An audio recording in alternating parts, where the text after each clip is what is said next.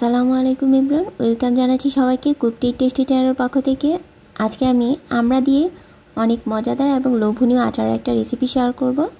কোনো প্রকার food colour ছাড়াই আমরা আচারের মধ্যে কিভাবে সুন্দর একটি কালার আনা যায় সেই টিপস অ্যান্ড ট্রিক্স সহ আপনাদের সাথে শেয়ার করব। তো চলুন শুরু করি।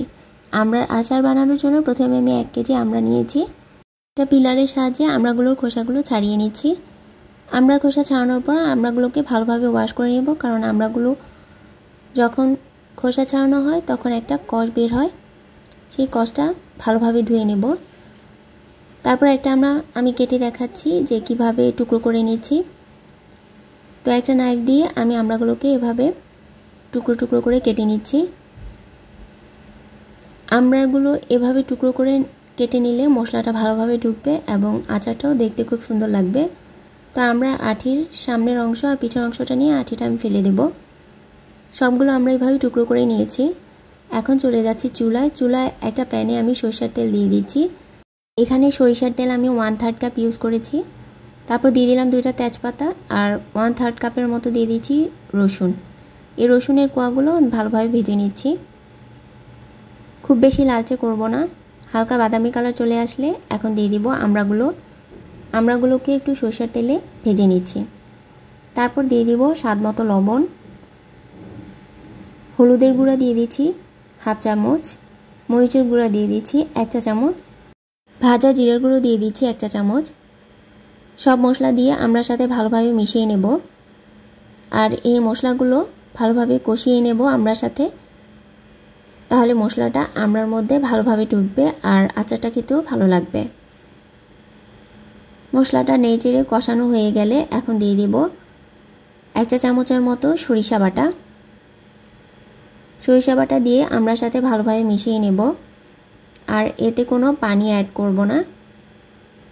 এখন দিয়ে দিব চিনি, আর মিষ্টিটা যে যার পছন্দ মতো দিয়ে দিতে পারেন। আমি এখানে 1 কেজি আমড়ার জন্য 1.5 কাপের একটু কম চিনি দিয়েছি। চিনিটা দিয়ে আমড়ার সাথে ভালোভাবে মিশিয়ে নেব। চিনি দেওয়ার পরে আস্তে আস্তে এটা গলতে শুরু করবে, ওই পানি ছেড়ে দেবে আর এই পানি দিয়ে আমড়াটা ভালোভাবে সিদ্ধ হয়ে যাবে। তো নেড়ে মিশিয়ে নিলাম, দেখতে পাচ্ছেন যে পানি ছাড়া শুরু করেছে। এখন ঢাকনা দিয়ে দিব আর ঢাকনা দিয়ে 7 মিনিটের মতো মিডিয়াম হিটে এটাকে জাল করে নিয়েছি। 7 মিনিট পর ঢাকনা খুলে আমি এখানে কাশ্মীরি লাল মরিচের গুঁড়ো দিয়ে দিচ্ছি 1 চা চামচ। এতে আচারটা ঝাল হবে না, কিন্তু সুন্দর একটি কালার নিয়ে আসবে। তারপর আবারও ঢাকনা দিয়ে দিব এবং লো হিটে এই আচারটা আমি জাল করে নেব।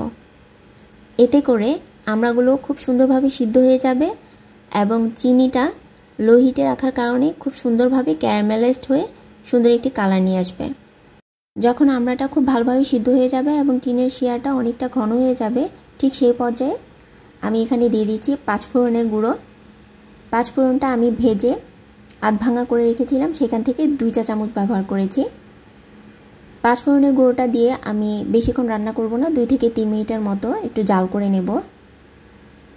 5 ফোড়নের গুঁড়োটা সবার শেষে দিতে চেষ্টা করবেন, তাহলে আচারের স্মেলটা খুব সুন্দর আসে এবং খেতেও খুবই টেস্টি হয়।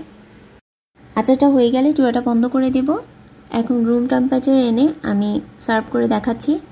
আমড়ার এই আচারটা একটা কাচের বয়মে রেখে ফ্রিজে সংরক্ষণ করা যাবে 1 বছরের মতো, আর ফ্রিজ ছাড়া 1 মাসের মতো বাইরে ভালো থাকবে। মাশাআল্লাহ, আচারটা কতটা লোভনীয় হয়েছে দেখতে পাচ্ছেন। আমার রেসিপি হুবহু ফলো করে যদি আপনারা এই আচারের রেসিপিটা ট্রাই করেন, ইনশাআল্লাহ আপনাদেরও এরকম সুন্দর এবং পারফেক্টলি কালার আসবে।